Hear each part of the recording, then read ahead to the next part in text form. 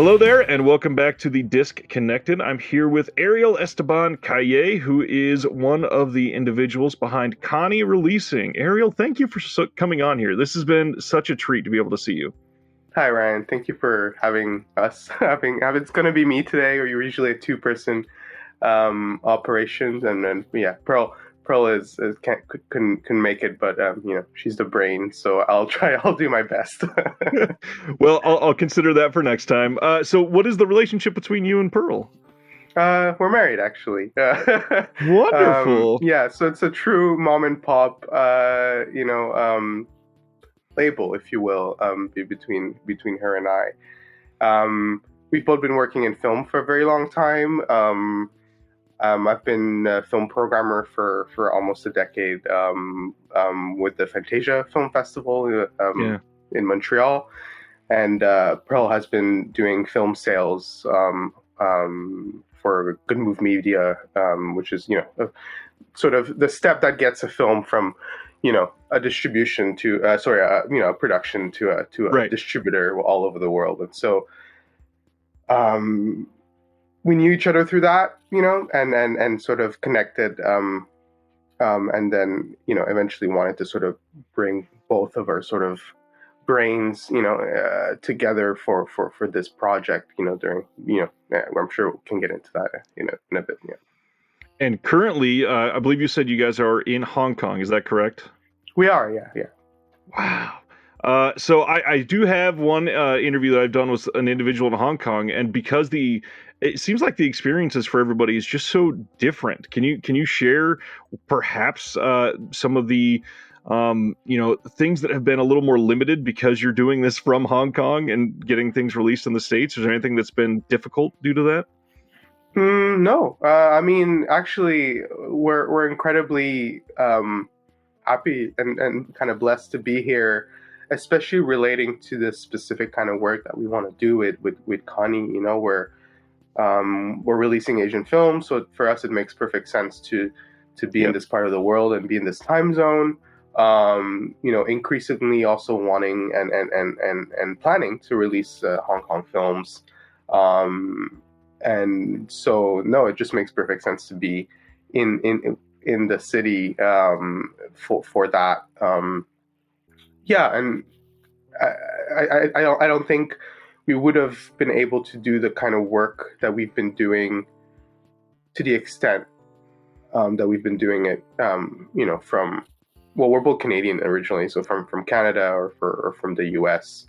Right. Though, in conceptualizing the project and conceptualizing the sort of label, it was kind of evident that we wanted to distribute in North America, being kind of, I don't know, for myself, having sort of grown up in that sort of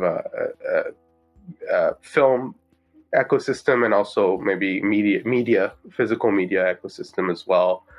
We kind of wanted to be a part of that. But no, I think it plays to our advantage to be here for sure. Well, speaking on that ecosystem, you have just flourished in the eyes of me and at least a handful of others that I know are big fans of Kani with this partnership with OCN and likewise with Vinegar Syndrome. Can you share how that started for you? Totally. I think we were thinking about how to do it, like how to start Kani as an idea. It was going to be like a zine for a while, and then it was going to be like a newsletter for a bit, and at some point it turned into like a Blu-ray label, and now it's a more kind of a distribution company. So yeah, as you know, there's like the sort of the limitations of starting a business or there's things you need to meet, requirements you need to meet. And so we were trying to figure out, like, how do we do this? Do we manufacture everything here and sort of, fulfill out of our house and, so on and so forth. And it quickly became, that was the hurdle, the sort of what is the model that we find. And then, right. I mean, I had been a fan of Vinegar Syndrome for a long time as well. And so, and we had common friends within the industry and things like that. And so we kind of investigated a bit, like who would be a good partner for such a project at such a scale. And of course, OCN, became very quickly the kind of a good candidate for that. Yeah. I think at the time when we were kind of starting, maybe Fun City was one of them. It was like they had a few labels, and we signed on quite early. Though it did take us a bit of time to sort of get going, and now, of course, it's grown into something quite incredible. So to a behemoth. yeah, and so quite happy to sort of have been there in the early stages as well of that. Yeah. Nice. So I got to ask, we see it on all of the product listing pages. Can you share where the name Kani comes from and why you chose that as the name of the label? Yeah. So Kani is a Japanese word meaning crab, or fake crab, which is actually kind of important to the name too. So either an actual crab or like crab stick, something like that. But most importantly, it's also the nickname that Ozu Yasujiro gave his tripod, his little cute orange three-legged tripod that he got made specifically to be able to capture the sort of tatami shots that are so emblematic of his cinema. They're so the sort of tatami level, ground level. And the name, and we wanted a name also that, Mubi, Kino, like sort of short, punchy name right. that, people could remember. And so the name kind of stuck in our minds for that reason. And also, I mean, I'm a huge Ozu fan, and that whole, era of sort of post-war Japanese cinema was really kind of, my way in to film, really, as a teenager, whether it's Ozu, Kurosawa, Mizoguchi, all of that, the work that Criterion have been doing for a long time. Yeah. And so, a connection to that, but also kind of, taking this idea of a human level, street level, tatami level tripod as a sort of emblem of what we're trying to do, which is to, showcase maybe Asian films that are not necessarily that don't fit in boxes that already exist from a Western perspective, right? So I think, in North America, we're used to, kung fu films maybe, or something, Asian horror, or there's all these kind of traditions or marketing boxes that have been kind of explored, and that have become de facto what is maybe, as a result, have become what is considered important. And so we wanted to sort of offer a bit of a counterbalance to that. What if we released Japanese rom-coms? What if we went, towards Filipino cinema? What if we, explored Japanese 80s filmmaking, which tends to be a bit, increasingly kind of people are paying attention, but tends to be kind of ignored. And so the name made sense for all these kinds of reasons at once. I love that, and it feels like that genuine propping up of something important. And thank you. Watching these discs, I apologize in advance because I am probably going to come off as gushing on some of this. I am mystified by the films that have been released by Kani throughout this entire thing, and I am impressed and happy and thrilled that two people have found it so important to share these important stories with a Western mind, that many of these have likely either never been seen by hardly anybody, or they've literally been forgotten. Some of them had been, played decades prior, but I mean, there's so much that I could possibly get into, but I just want to show everybody that the films that they've put out so far, literally every single one, because this label has been immaculate to me. Some questions off the cuff here. Restorations. Are you guys doing the restorations yourself, or is that mostly done in the home country of the film, or how has that been playing out for you? So at the moment, we've mostly been licensing restorations, and that's something that we've you know, it's always a question for us, or always a concern, which is to say, um, I guess I can get into the story of sort of Cain and Abel, right, which was our Yes. second release, and which really opened this question up for us. Yeah. I think historically there's been, you know, this demand, for restorations on the Blu-ray market, or just on the sort of restoration market Right. that leans towards, um, work being done in certain labs, whether in Europe or in North America. And so when came time to work on Cain and Abel and to license Cain and Abel, we realized this is a film that has been restored in the Philippines locally for a local audience and a local industry. Amazing film.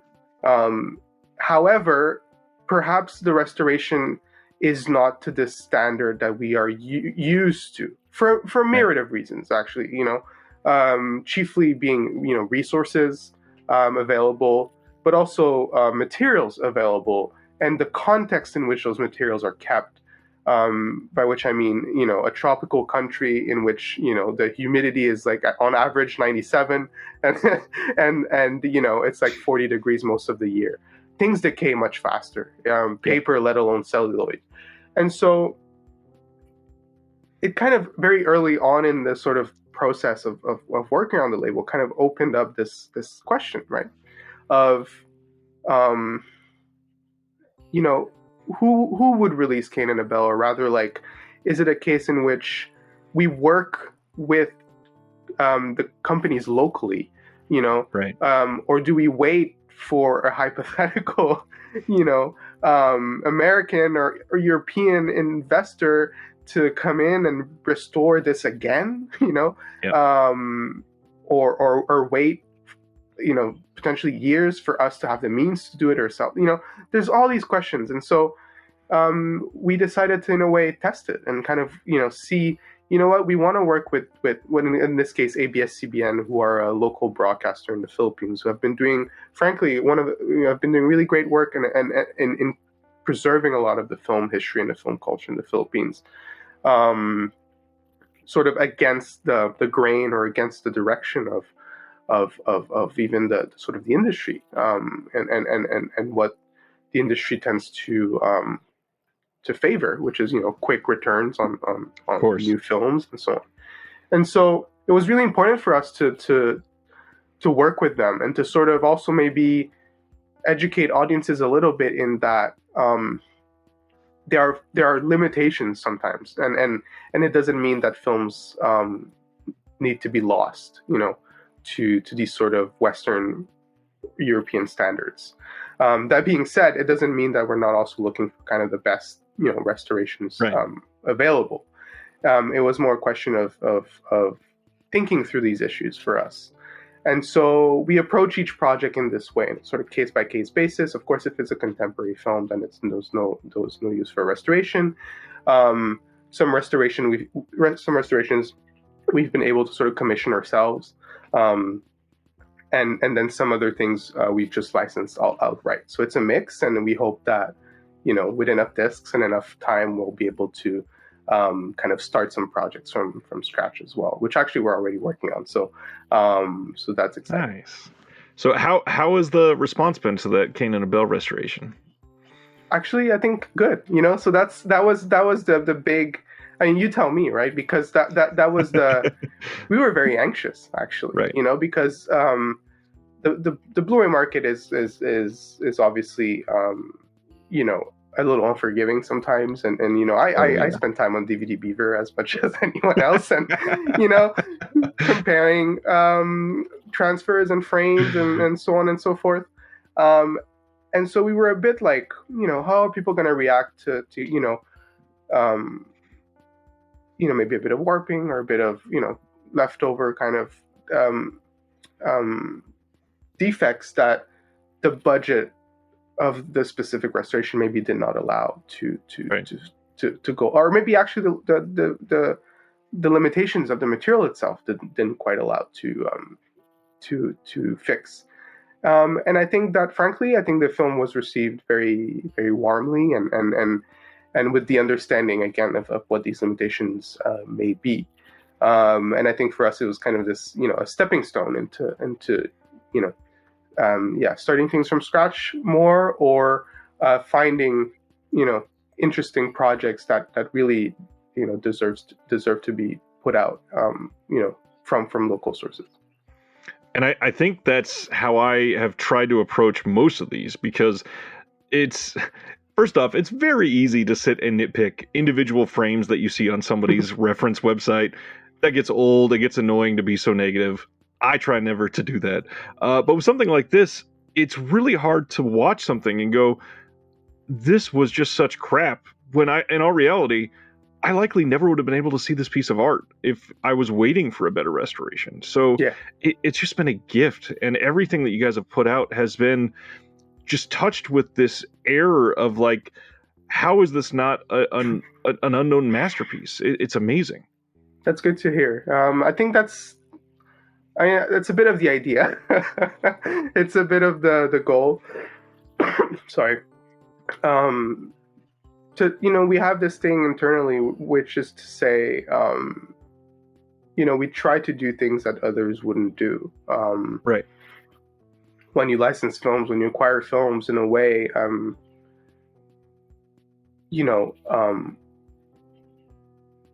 can go in any direction that you want to go in, and as a curator myself, as a film programmer, and certainly Pearl as a sales agent, we're very aware of these dynamics in which, habits create demand, and sort of and repetition creates habits, and so on and so forth. And so, we just announced Bullets Over Summer, which is a Hong Kong action film. And we love it, and for us it was a special kind of bullet ballet, heroic bloodshed type of Right. Hong Kong film from the late 90s, but we also don't want to kind of do 12 of those, because Right. There would be a whole year of that, and we have other kind of areas that we want to touch on. And so I think, to what you're saying, it's like there's always a goal, understanding what, how many discs we can put out. And within that, what do we want to do? Which is to say, we want everyone to kind of, every disc to feel different, every disc to feel kind of special in this way. Surprising, maybe.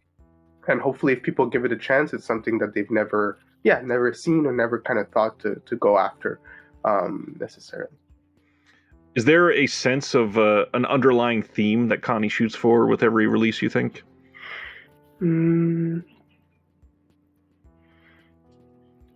mean, a bit of if there's a through line to the curation, it's a bit of that, that X factor, the sort of thing where, you come for a certain thing, but you stay for something else, Right. This idea that, I think a lot of our films, and this is maybe to sort of our taste, is I think a lot of our films sort of straddle the line between art house and genre and commercial cinema and sort of auteur cinema. Certainly.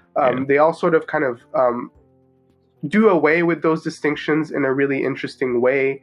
They play with expectation in an interesting way, or genres which is to say genres in an interesting way. And I think that it's not something that we kind of engineered, but it's something that I think just through our sort of, our taste just being the only thing that structures the choices. Right. I think that has become a through line, a bit of a surprise factor, a bit of an unexpected pitch every time, right? It's an office comedy, but it's also a musical about mental health and other and loneliness, right. Or here are two kind of Japanese punk film from the 80s, but they're also incredibly colorful and sort of and I'll also say this, like, I guess that the other through line has been to have films that feel very local, to Yes. wherever they were made, whatever culture they come from, whether it's Japan or the Philippines. And I mean that in the sense that these are films that, might take a bit of explaining, right? Like there's elements in them that might take a bit of contextualization and might take a bit of program notes and essays to sort of unpack, because they deal with whether it's sort of societal or industrial sort of concerns or political concerns that are very local to wherever they're from. And I think in having that in mind, or gravitating towards these kinds of work, we've found ourselves also showing films that are kind of Asian in this broader context. Yes. Right? If you take something like What's Up Connection, which bridges the gap between Japan and Hong Kong, Osaka and Hong Kong, and even so, right? It's not a Tokyo movie; it's an Osaka movie. Right. You have to know Osaka. You have to explain what these neighborhoods are like, what they mean in the context of Osaka, and same for Hong Kong. It's not necessarily the Hong Kong of John Woo. It's a very specific Hong Kong that requires some contextualization and so on, right? And so I think that is something that has emerged, where I feel like all of our films contribute something, I think, to hopefully to people's understanding of what Asian cinema can be and the kind of sort of themes and problematics that it kind of explores. Right? Well, one aspect that I will absolutely give great feedback is that locality comes through, and something that I've gravitated towards all of these is there's this underlying sense of identity, perhaps. Just pretty much every single story has somebody struggling with who they are as a person and trying to define where they fit in their family or their town, or continuing familial traditions, or so many different things. Like, again, this off the wall satire musicals that come out of nowhere, and you're just like, something about this, it feels similar to the other stories, because just as an ignorant white boy Westerner like myself, I have been very, very sheltered, and it's through a lot of these stories that I can absorb other cultures and realize what I've been missing. And without the gift of some of these films, I would never be able to see some of these tiny neighborhoods out in the middle of Southeast Asia. That it's like traveling the world, and I'm so grateful that you guys are doing this. That's great to hear. That's really great to hear. Yeah, hopefully it does a bit of that, and I think that, if we're doing one thing, I hope that we're kind of pushing people's boundaries a little bit in terms of just film and what that means also for the Blu-ray ecosystem, Blu-ray market. One thing I got to ask is, especially with Robinson's Garden, which I will hold up because I love this cover art. This is gorgeous. And then with What's Up Connection, you guys seem to be pushing theatrical pretty hard for both of these. How's that been playing for everybody? I think it's been going well, or it's been going quite. We've been surprised, to be honest. It's our first theatrical release. Yeah. We wanted to test it out, right? We kind of we'll explore that in the future, how we do things, but as we did it, we kind of like did the Blu-ray first and did the sort of theatricals kind of like simultaneously, thinking, this is kind of atypical. However, will it work? And it being our first time and us being kind of an unknown quantity in that world. And I want to say that, the response has been really, really positive in that people find the film in theater. And not only that, is even if they do miss the film for whatever reason, they come back to us, and then the sort of the interest is lit, and they come back to us, and we've had a lot of positive comments or intrigued people that we can then point to the disc and have people discover the film in that way. And so that's been really interesting to also see that interplay between theatrical and home video, which I'm teaching no one nothing here, but for us it was a bit of a discovery as a young company, and so I think that we will push forward with certain films being released theatrically, depending on what the title might be or how we might want to position it, and sort of kind of keep doing that for certain titles. for the two Masashi Yamamoto films, it sort of came organically because we had such a great working relationship with Yeah. with Yamamoto himself, the director, who, by the way, commissioned these restorations himself and entrusted us with them. And so we feel very honored and very grateful that he let us kind of take his babies and sort of work on them in this way. And yeah, it's just been a great honor to be able to sort of give them a new face and a new identity and sort of launch them in the world again. They're films that I think are incredibly special, and he's I'm glad he's getting a bit of his due. And Connor Williamson did. I mean, I have to shout him out, but he did an incredible job on those two covers. He's a dear friend from Montreal, actually, and Nice. to be able to work with him on this has been amazing. I imagine Robinson's Garden would play very well in a theater, and I wish it was playing near me. If it ever does, I'm going to make an opportunity to go see it for sure. Yeah, I've been shocked, and I'm not shocked, but I've been really amazed by also the reaction to What's Up Connection, which frankly I would have expected Robinson's to be the one, but people gravitate to What's Up in an amazing way, and I'm very, very happy. Interesting. Well, speaking of gravitating to things, I imagine that there's probably one or two of these that are something that are very near and dear to you that people don't seem to be discovering at the clip that they should be. Sure. Are there some of these that you think are the most underseen that are super deserving of somebody taking a look at if they're watching this? I mean, I think people should check out Sellout, which I have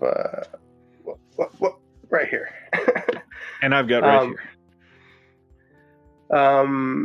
Sellout is an incredible Malaysian film that I've had on my mind for a long time. It went to the Venice Film Festival back in the day. This was something that my colleagues kind of before me at the Fantasia Film Festival were huge champions of as well. And Junan hasn't he had a great run with the film, a great festival run, but then kind of nothing came of that. And for a sort of variety of reasons, rights reasons, and others sort of locally, the film had been kept sort of under wraps for quite a long time, for 15 years. And so this was one of the things that we wanted to sort out. We wanted to figure out a way to release Sellout again.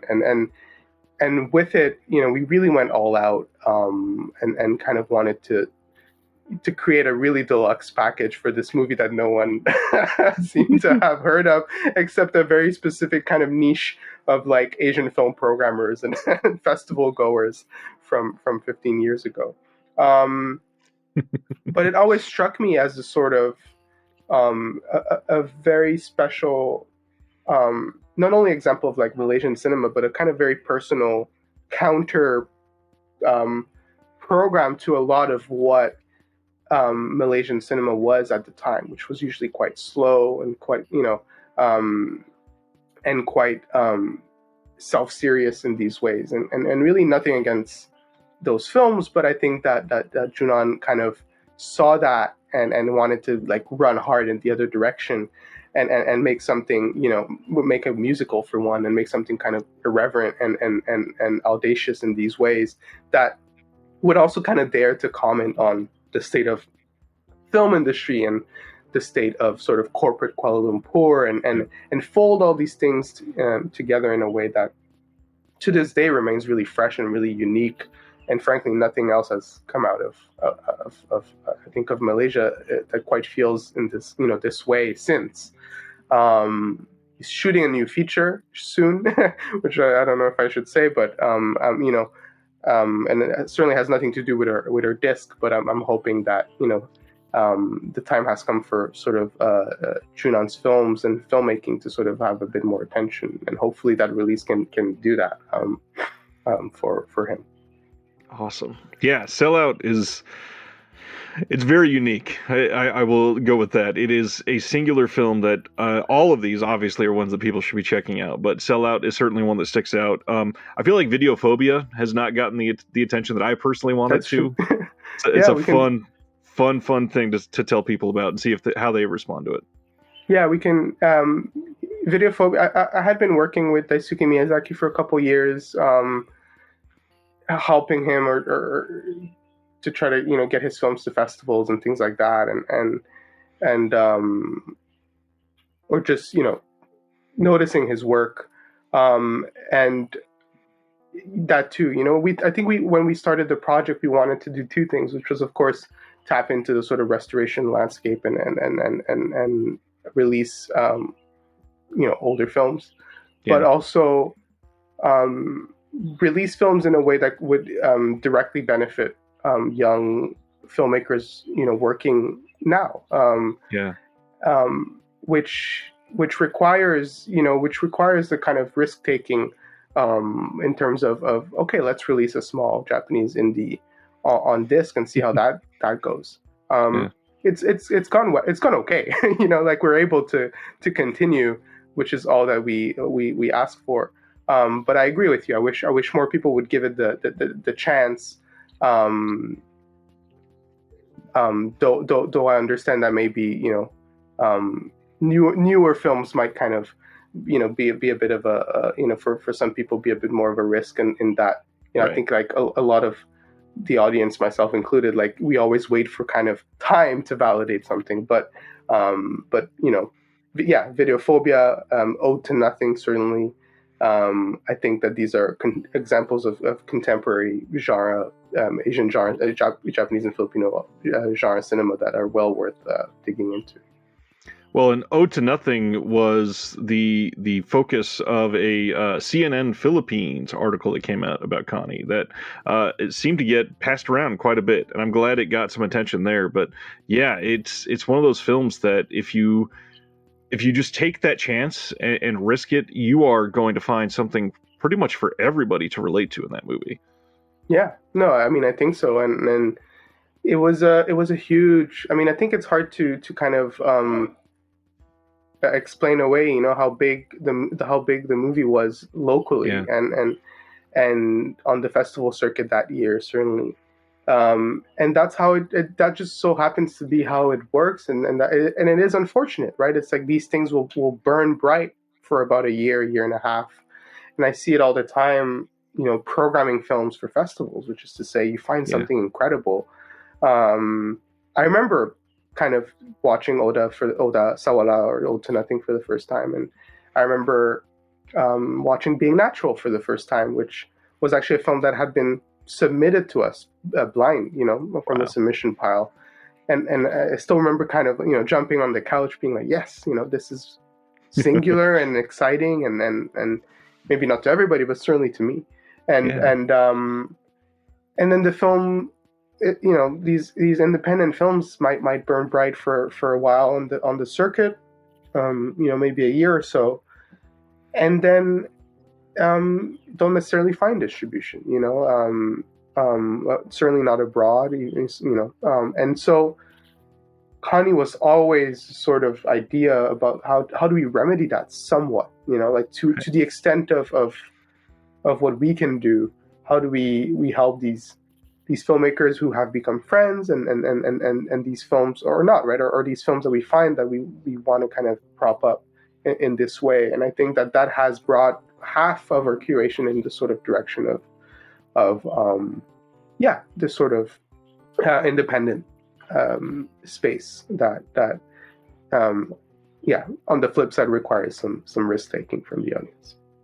I am always I don't know, baffled, I guess, by people that don't understand how many films go through the film festival process each year, because there are just countless. I mean, nowadays there are countless film festivals, period, but each one has their own unique slate. And the hard part, especially with distribution deals behind some of these independents, is if they just happen to fly under the radar, that individual filmmaker may literally live or die based on the response to that film as a filmmaker. So they may never get an opportunity again if it just so happens to fall through the cracks. And companies like this, or like TerrorVision in the United States, that are trying to pick up films that went, maybe they didn't win the film festival, or maybe they did, they've just been forgotten.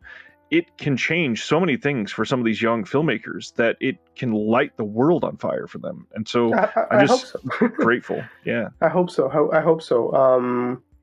It's hard to measure the direct impact that it has, but for us, it's also about these films sort of subsisting or surviving in a sort of in a sort of cinephile memory, whatever that may be. And so it's to have the film circulate. It's to have the films.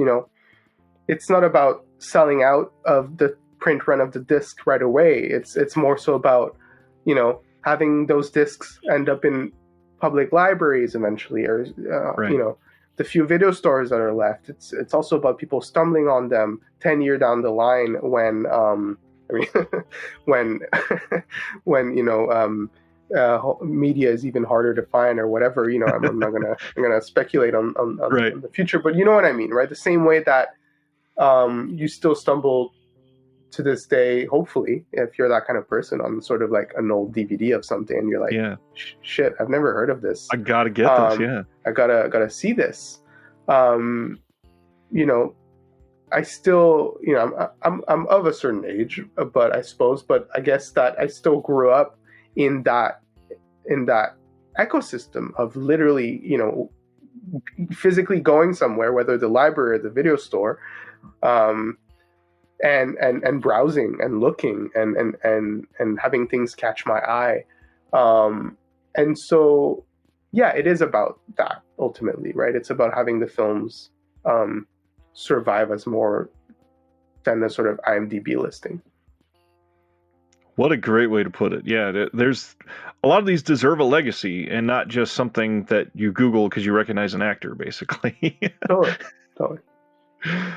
One of the things that are more important about a lot of these that I have to commend Kani on and get your take on is something that you brought up a little earlier, and that is this limited package that comes with each of these that provides just this massive amount of context. Some of these are coming with like 8 or 9 interviews on a couple of these.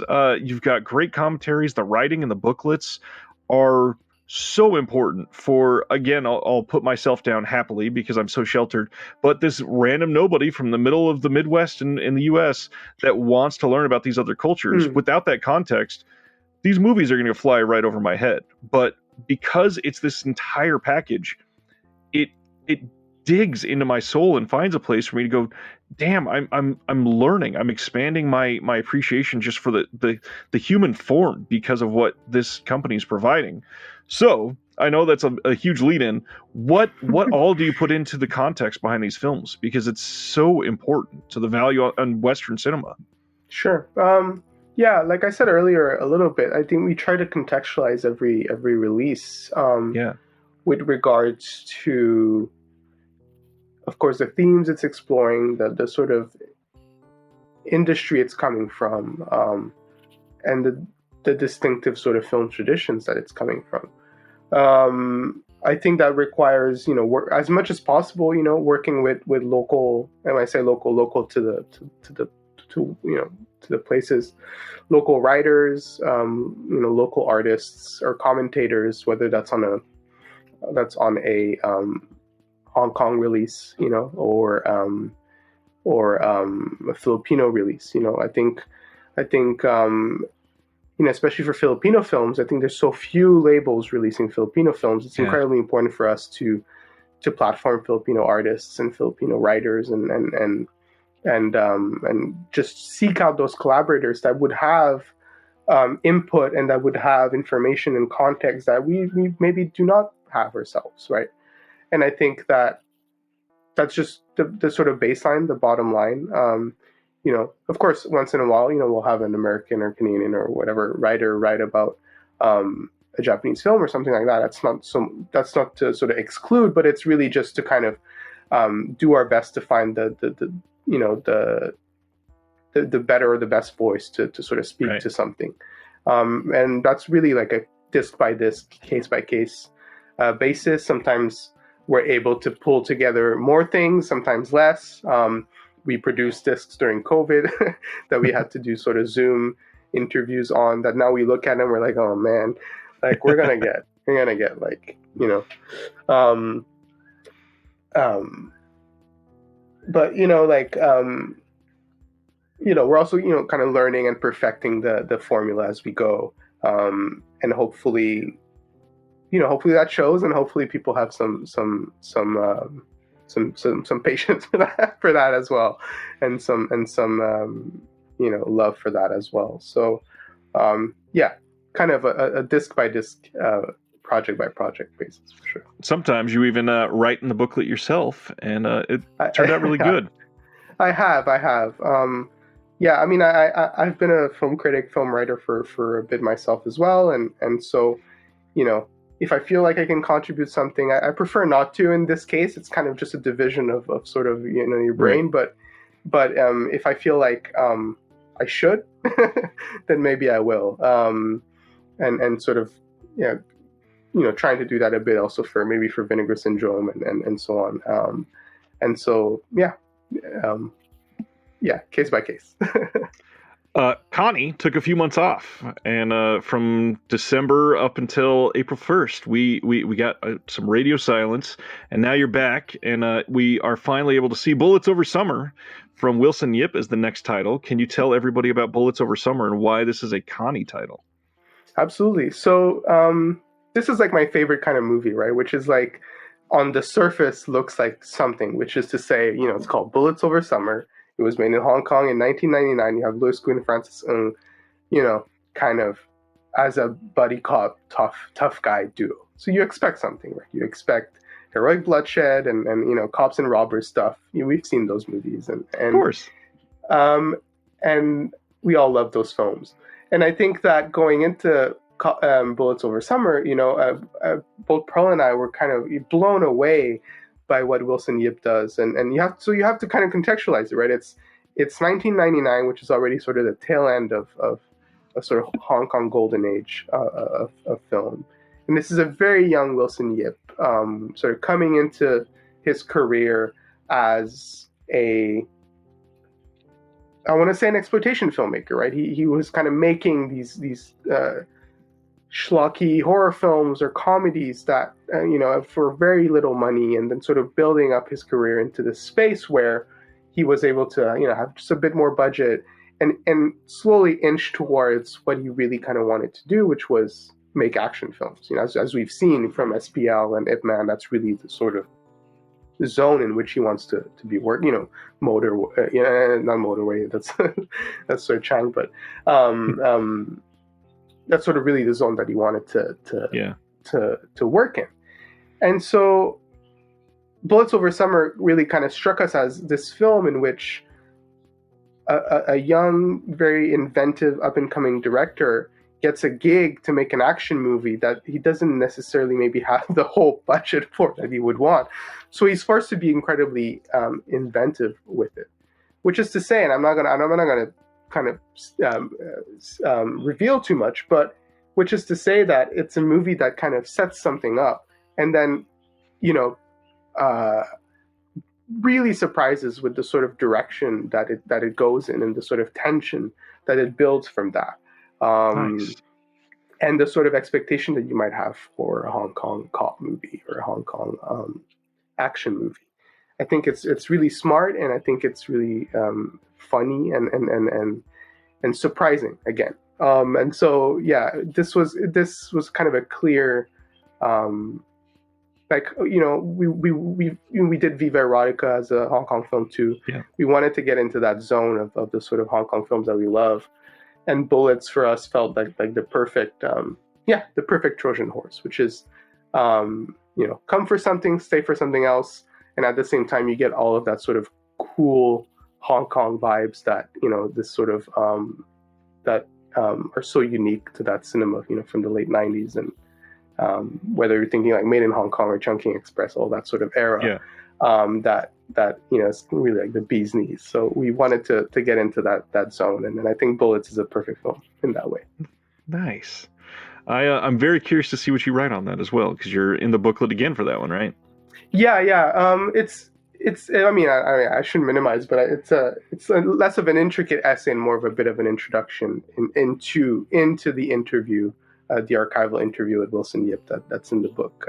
But I think we put together a really nice little booklet that I think contextualizes just again this sort of where the film was sort of emerging from for Wilson Yip at the time. He had just done Biozombie, which Vinegar Syndrome released recently, and then went into Bullets Over Summer with the same screenwriter, and again a sort of lightning in a bottle moment where you have a creative collaborator with which you can kind of play on these genre formulas, right? Oh, how do we do a zombie film in Hong Kong and with a very small budget? Oh, how do we do in sort of action, like a John Woo type action film or something with very limited means, and so in that way, I think those films are quite special, and we also like we're also stoked about the sort of synergy that we were able to get there with Biozombie and all of that. So I'm sure you can't quite reveal, but any chance that Juliet and Love gets some love from a label soon? Frankly, I don't know. I don't know, but yeah, we'll see. It'd be great. It'd be great for someone or for ourselves to complete the trilogy there, the Matt Chow Wilson Yip trilogy. Yeah, for sure. Wonderful. Speaking of that, obviously ABS-CBN has been close for you guys. You've done a lot with them. Is there a whole lot more coming in that deal, or is that are you going to be branching out further than that soon, or what's the biggest plan with them in the future? Yes and yes. Yeah, we have more things coming up with ABS-CBN that we're really, really proud of. Actually, we're just finalizing something right now, which might give you an idea of the timeline. We're extremely proud with that, and we're going to keep working with them. And in the meantime, we're also trying to develop other collaborations and relationships with regards to Filipino film with other Filipino companies, but also trying to find other Filipino films maybe scattered around the world. So that's as much as I'll say about that, but it's definitely something that we're super passionate about exploring some more and sort of doing right by. I think Filipino cinema, of course, is. I think I was just for my own reference kind of looking at how many Filipino films have been released on disc in the US, and I think it's like a dozen, Jeez. At most, and so and three of two of which are ours, and so we really think that other labels should take notice, and hopefully we can be part of that impetus or that movement, towards releasing more Filipino film in North America. Well, hopefully this can be the call out, because they've been great so far, and I hope that we are able to see more. And I mean, that's also a good question too, I guess, is with I mean, everybody knows Asia is big, but Asia is not just big. Asia is massive. There's so many different localized cinematic havens in so many different corners. You guys have focused a lot on like East Asia with some of these, even though they're underseen. Are there, other geographical locations that you're planning on focusing on soon? Anything that you can tease on that? Because there's so much out there. Sure. We've been trying to make deals in Korea as well as Thailand to sort of expand in that direction. I don't want to expand. It sounds terribly corporate, but I get it. Expand the slate in that direction. And so for us, I think you have to sort of keep working in that same mold of reintroducing films that have had a huge impact locally, whether they're considered classics or cult classics in any way, or contemporary kind of touchstones. Right. Certainly Thailand has a great cinematic history that that tends to maybe, I think maybe in the early 2000s people were more aware of it than they are now. But certainly, yeah, trying to do that and trying to work on Korean films as well, which we have a huge love for. And so we'll see where that takes us. It's always a work in progress as far as what is possible, but hopefully you'll see something from there very soon. Nice. Out of the slate so far, if you have one, what is Ariel's favorite film from these? Oh What do we have? gosh, Are we at nine? Yeah, nine we are at releases so 9. far. Yeah, well, 10 with 10 with Bullet. Summer. Yeah. Um, hmm. I want to say maybe the one that gets me the most excited or the most proud, perhaps. We talked about Sella quite a bit, Yeah. and that's certainly um, the way the whole package came together, and what we were able to put on it, and the art and all of that made it feel really, really special to us. But very close to that as well is What's Up Connection, which again, I think that this is like the one of the ballsiest kind of covers that anyone making cover for movies could make. Yep. Incredibly intricate and virtuoso, really. So when that art came back, I knew we had something very special. And then Pearl had this great idea to sort of build this map in the booklet, and which I think really gives this release a kind of special little Yeah. little edge, which is to say that here's a map of Hong Kong and here's where the movie takes place, and sometimes it's a bit nonsensical, frankly, but it also gives you an idea of what the fishing village in which the film is set, how remote that is and how unlike a lot of other Hong Kong films that might be. And so I just love how this came together. And the movie being this sort of Japanese film shot in Hong Kong, bridging both our sort of loves for both, Japanese films from the sort of Tsukamoto, Sogoishi, Yamamoto tradition into a sort of landscape that we're very familiar with and that we love, and shot in Cantonese, which is Pearl's mother tongue, and so we felt so close to that film in so many ways, and in the ways that it just it perfectly kind of encapsulates all these things, and so I just love how the project came together, and fake credit card and nice I was about to say booklet. you can't talk about this and not bring this up, because one thing that sticks out on these is pretty much every single release so far has had something unique that just makes you go, I'm never going to forget this. So you might be looking back. Which one is that? Oh yeah, it was the one with the tortoise sticker. Yeah, I know what movie that was. So there's so many just neat little intricacies that has been a part of this label from the beginning, that you guys just seem to be doing everything in a unique, really like a way to grab onto people that seem to align with your taste, and it's just a gift. I'm just so appreciative. Thank you. Yeah, we've just been wanting to make these stand out in a way, which which maybe it doesn't translate fully always, but I think that it's like that's what we're working on secretly. It's like we're trying to work like we released socks, and we're kind of like giving them to people, and it's become like a secret handshake kind of thing.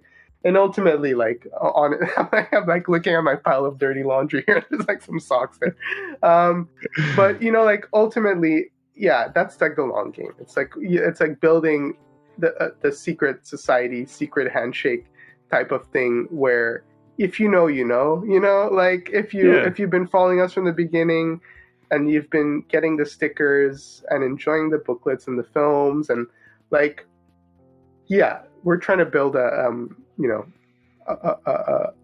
group of people that care about these things, and sort of trying to do it in such a way where if we only do 20 discs or 30, eventually, who knows, then every one of them will have been, have had a bit of, as you say, a little something special, or a little hand drawn, logo for the sake of it. Things like that. It has been wonderful to see the growth and the changes that you guys have been going through. I mean, again, you brought up the art, but I think it's really hard to stress like how much something like these two, when you go on Vinegar Syndrome and these pop up with 12 other partner labels, these are going to stick out and go, okay, I have to see what this movie is, and why is it not in my cart yet? You guys have just crushed it on the art, and again, like I said, it's too much gushing almost, but it's just been an immaculate way to start out. Yeah, thank you. Thanks. I don't know what else. Thank you. One more thing I was going to ask. Obviously, you've done a lot with film programming. Do you feel that there's so much aligned, perhaps, with curating for a label and curating for a film festival? Because they have different missions, but obviously you're hoping each are successful. Do you feel similarities there? To an extent, for sure. Like, I think it's almost a sort of, I mean, not to get too hoity-toity, but like it's almost like a discipline in which you're always kind of looking out for interesting or new work. And again, I mean, interesting to who? Interesting to you, therefore hoping that it's interesting to an audience. Yep. And to just try to be that sort of conduit between filmmakers and an audience. And so, some of the choices with Kani definitely have grown out of the curation for Fantasia. Being Natural is a film that, like I said, I programmed there. Ode to Nothing as well, and Tremble All You Want as well. These are films that, I worked on sort of seasonally as a programmer, and they kind of stuck to my mind for many years. And when came time to do the label, it was like, we could do these. It'd be great. And so you build on these relationships, and you build on these.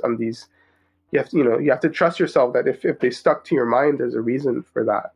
If you're thinking about these films, not only 2, 3, 4 years later, but also hundreds of films later, right? Because we're always watching, we're always looking and searching. Then you have to trust that there might be something there that other people will also relate to. Which is also kind of silly to say, because something like Tremble, is a big commercial release in Japan, Yep. right? It doesn't need me or us to be successful. But Akiko Oku, I think, again, aside from very specific niche kind of cinephile circles, it wasn't a household name in the West in the way that maybe I wish she was. And so the similarities are in the way that you sort of hopefully never keep being curious or never keep looking for work, which I think as soon as you kind of start a sort of curation label or a Blu-ray label, then you also have to do kind of backwards as well, right? So it's both, for us, it's both a sort of forward-looking thing in terms of new filmmakers and a sort of history-facing component, right, in which we look at film history and go, and think to ourselves, what are the areas here that, or the geographies or the localities that we feel maybe are a bit underserved or could use some work, frankly, just the work of meeting people, reaching out to people, talking and getting these things sort of, even the idea started. Oh, we could re-release this, and maybe it would do quite well. And to try, and most importantly, it is to try and not to sort of live in that sort of paradigm in which, only a certain type of film is successful or fit for release, right, or, whatever else. Yeah. That is a great way to put that, because, again, you guys are acting as a conduit for some of these. There is no gateway from, Japan to the Western world. And with the way rights are... Go ahead. Oh, a lot of labels are doing incredible work, of course, licensing out of Japan. But I think it's just about bringing a different flavor, For sure. or to that conversation, and we're well aware of our limitations too, and so the hope is that you know um, the hope is that it kind of maybe has other labels realize, um, that there's a way forward for this. Please don't take all the films from us, but but that being said, it's not about that. It's really about like creating the space for smaller, kookier, weirder, Right. stranger films to sort of exist in that ecosystem. And so if it can have a sort of effect, then hopefully I'd be really happy with that. I'd be delighted with that. Well, and we kind of touched on it earlier in the conversation, but there are certain genres that don't get any love outside of the home countries. I mean, you brought up early on, like Japanese romances. There are thousands of those that Absolutely. nobody's licensing. Nobody in the Western world is putting out a string of Japanese romance films, and Yeah, something like Kani could do that. Absolutely. And so, you ask yourself why that is. And I'm not sure, but again, you create these niches over time and over, dictating what is important and what is Right. valuable. And so if Japanese film can, in the West is only means samurai films and maybe like a couple like gangster yakuza or gangster films. And again, I'm like the biggest Seijun Suzuki fan out there, as along with anyone else. But like nothing against those films necessarily. It's just that if you kind of perpetuate that mindset, then you're maybe closing yourself off to a lot of possibilities, right? And so that's really just it. Trying to open up the canon, so to speak, of what might be an interesting film. And the truth of the matter is, it is a risk, obviously, if nobody's putting out one of these underlying genres that's not getting any love. But if you find the right movie and it hits, suddenly 7 labels might be fighting for those titles and be putting them out as well. Well, I hope not. Yeah, keep with the kung fu.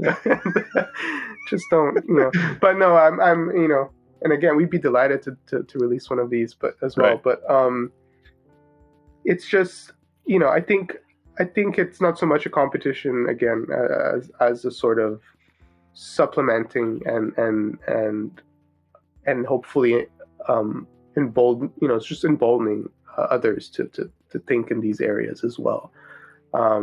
It really is just about what you kind of you give attention to, or what you kind of throw your attention to, and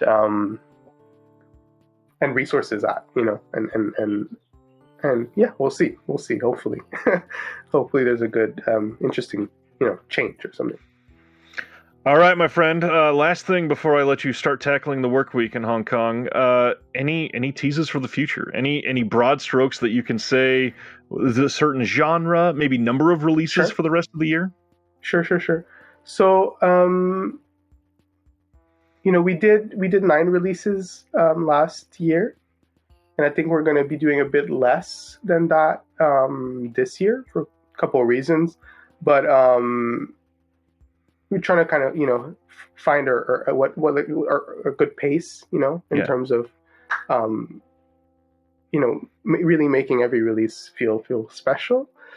Coming up, how can I put this? You'll be seeing a lot more Filipino films from us.